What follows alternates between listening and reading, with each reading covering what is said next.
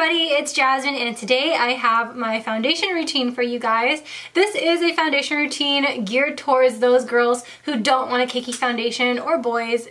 Doesn't matter. If you don't want a cakey foundation, this is a tutorial for you. This is probably the routine that I do almost on a daily. You've seen me do this in a lot of my tutorials, so I hope you guys find this very helpful, very useful, and hopefully you guys try it out. So as always, if you want to see how I get this flawless, non-cakey base, then keep on watching. Before we get on into any makeup, I want to emphasize the importance of skincare. Now, the skincare that you have underneath your makeup really emphasizes and really makes up that really nice smooth base, because what you see is what you get. You know, if you have a smooth face, obviously your foundation is gonna look smooth. If you have really textured skin, yes, there are products that will help you out, but you also need to take in consideration that you need to moisturize, you need to tone, you need to do all these extra stuff to make sure that your skin stays looking good throughout the day. And so I actually uploaded a lot of skincare videos in the past few months, so throughout the video you'll see me link them in the iCards above, just so you guys can really get in tune with skincare and find out what works best for you. First and foremost, I want to say that I am a normal skin type, so I don't get excessively dry unless it's the butt crack of winter, and I don't get excessively oily either. So with that being said, all these products work better for me because I am normal. So if you are oily, you kind of have to pick and choose from this video, because I do have recommendations for you guys, and I have like a couple of stuff. So like for highlighters, I have a couple of highlighters. For powders, I have a couple of powders, etc, etc. So hopefully you guys find this very helpful. Now, after you have moisturized, it's very important to prime your skin before you go in with your foundation. Now, priming your skin kind of is that first base, that foundation before your foundation, you know what I mean? You need a foundation before you build the house.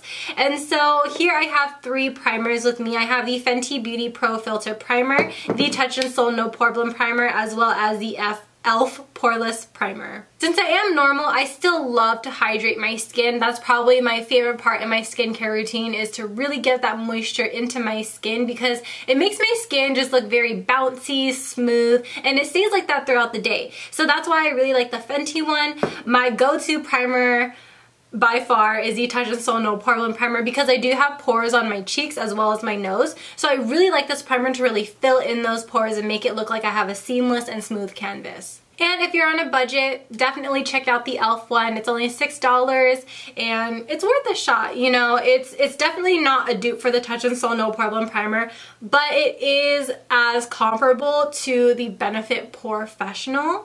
So today I'm going to take my No Poreblem Primer, pat it into the skin like this in the areas that I need it, and then with whatever is left on my hands, I'm just going to bring it across the face. Now that we have that on, let's go into foundation. Now, my personal favorite foundation is the Fenty Beauty Pro Filtr Foundation. I think that this gives me that nice soft matte look, and it stays on all day without me having to set it, because I personally don't set my foundation in place most of the time. But if you don't like the Fenty, here are my 2 other recommendations. I really enjoy the Wet n Wild Photo Focus Foundation. I am in the shade Golden Beige, and then the Too Faced Born This Way Foundation in the shade Natural Beige. Now, both of these are very similar because they give you a very skin-like finish. It's very soft, very dewy, and it makes it look like I woke up with this skin, while the Fenty one is a little bit more mattifying, but that's why I don't set it. Also, sponges make a huge difference in makeup application. Today, I'm going to be personally using my Shop Miss A Paw Charity sponge. You guys know this is my ride or die.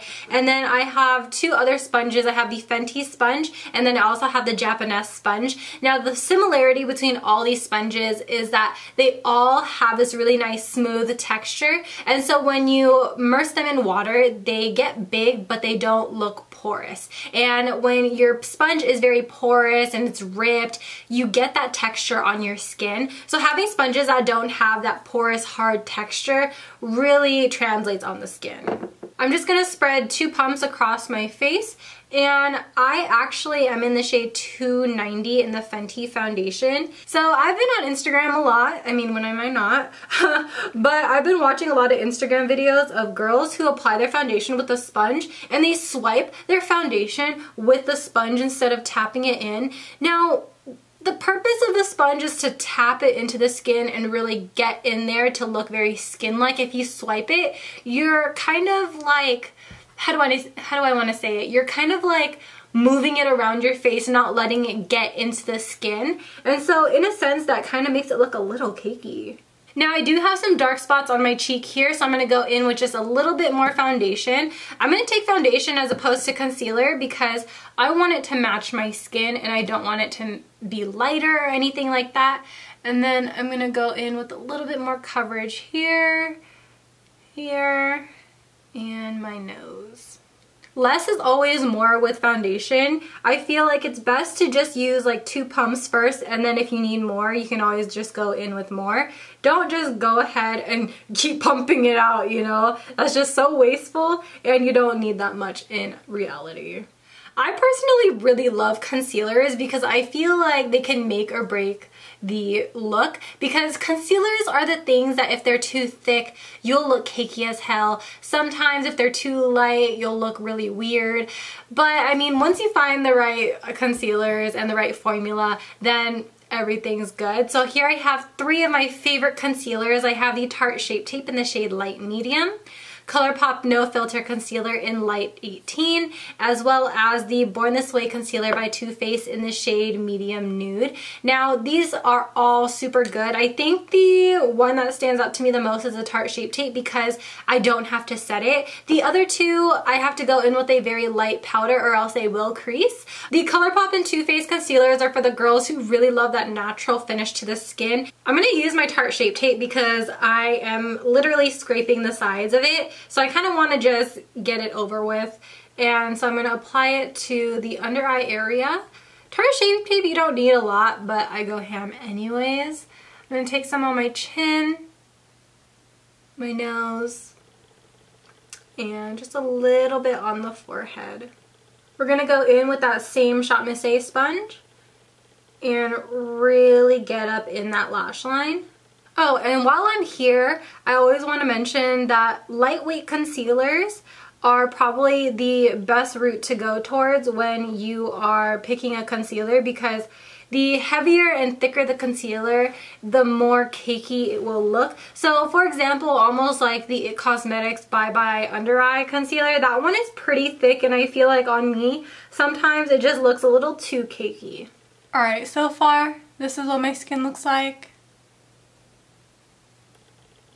I'm going to talk about powders real quick because I know there are some girls out there that are super oily. Now, here are my 3 favorite powders. I love the Shot Missy AOA Studio Setting Powder. I love the shade Banana in particular because if you're like me and you're very yellow and you can't find that really nice yellow based foundations, this will help transform your foundation into being more yellow. Or if you're a darker skin tone and you like to bake with yellow powder, this one is definitely the one to go towards. I am still trying the Kat Von D Lock-It powder. So far, I like it. I used it all over my face one day with a really dewy foundation, and it lasted all day, which is really nice. So I'm still testing the waters out with this one, but if you have any pros and cons about this, then please let me know. I'd love to know.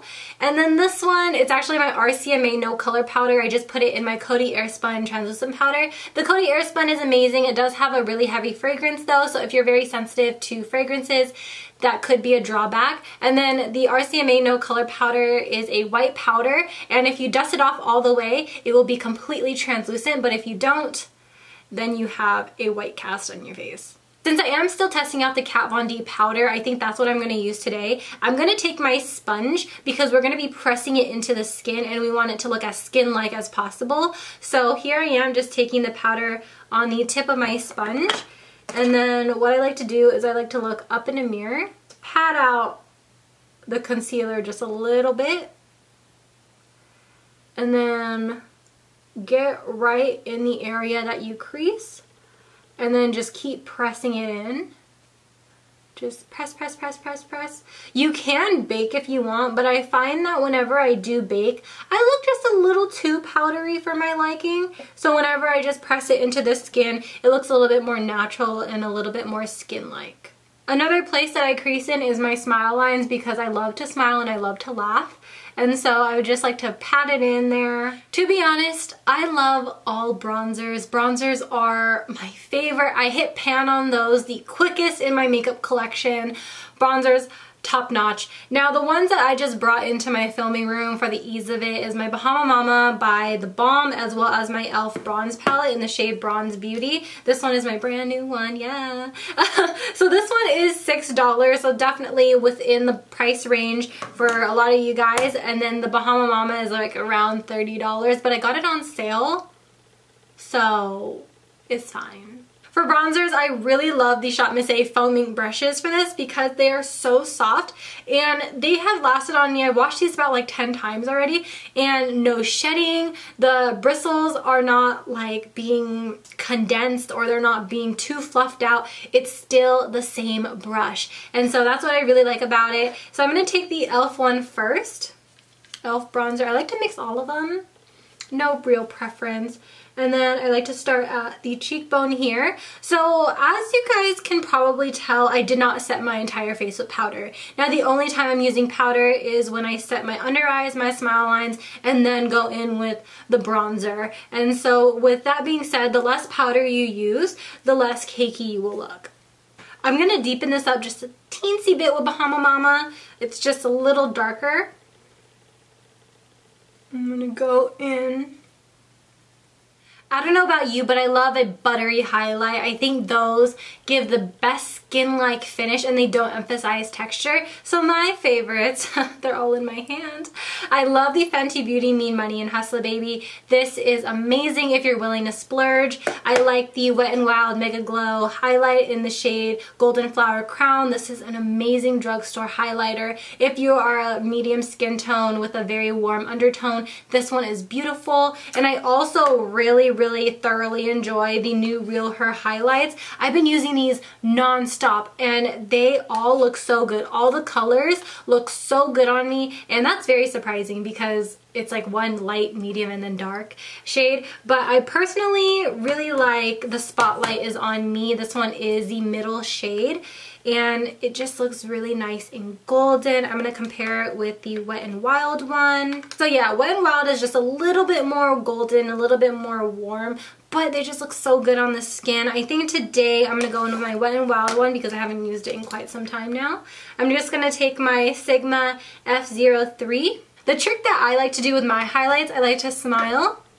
And as you can see in the camera without me putting highlight on, right here catches the light. So I'm going to put highlight right there so that when I look forward, you could still see the highlight. And then when I smile, it's there too. When I go to the side, you could still see it. Ooh, yeah. That's my favorite highlighting trick. I do it a lot on the people who I do makeup for. I know people have a love-hate relationship with nose highlights, but I still like it. I love it. So while my camera died, my camera always dies, but while it was dying, I kind of just finished up the rest of my makeup. Now we can finally go into setting sprays. I think that setting sprays are very important in a skincare or even a makeup routine because they really help melt the powders into the skin. They give that nice luminous glow, and sometimes there are some setting sprays that help mattify you even more if you are oily. Now these four are my all-time favorites. They all have different purposes. Now the first one is the Marbedescu Cucumber Spray. This is one of my favorites because not only is it very refreshing, but this is the one that helps melt the powders into the foundation. The next one that I have is the Shop Miss A Pro Setting Spray. This one is amazing. It's only, I think, $2 or $3 on their website. It is probably one of the more expensive things, but it is from the A2O line, which is a little bit more pricier than the AOA line. So this one really helps. I think it helps with the longevity of my makeup, and it also helps melt the powders down. So if I am traveling, if I am spending a night at a friend's house, this is the one that I would bring because it's tiny, compact, and it does 2-in-1. I love my Kat Von D Lock and Load setting spray. This is the old packaging though. I heard that the formula changed with the new packaging, but I don't know yet. My sister got me this at TJ Maxx, and this stuff is absolutely amazing. I think that this is great for really locking in your makeup all day. I think that this is a little bit better than the Urban Decay All Nighter. Then I have the Morphe Continuous Setting Mist. I personally think that this is just for like the enjoyment of spraying something on the face. It has a really nice pleasant floral scent, not too overpowering, but definitely not just invisible, you know what I mean? And this is a very fine mist, probably the finest mist out of everything that I own. Let me just show you guys. Did you even see that? I don't think you did. I don't think that I see a difference in the longevity of my makeup or the fact that my powders are soaking up into my foundation. I don't really see a difference. I just like spraying this on my face. So for today, I'm gonna go in with the Shop Miss A setting spray. Oh, and then by the way, the nozzle on this sprays out a lot of product, and it's almost like a vigorous spray, but it's not like it just shoots in one area. It does disperse, but I feel like I get a very wet face afterwards. But I mean, I don't mind because I like to fan it off anyways.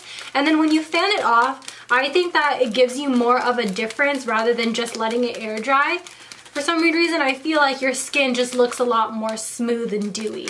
So I'm just waiting for the rest of the mist to just air dry. But other than that, this completes my foundation routine, you guys. It's very simple, very easy. And let me just scooch my tooch up to you guys just so you guys can see. As you can see, my skin just looks very soft and smooth. I do have issues with my pores and everything like that, but there's only so much you could really do. So hopefully me teaching you guys some of these tricks and tips really help you guys out. So as always, I love you guys all so much, and I will see you guys in my next one. Bye! Peace out, Girl Scouts.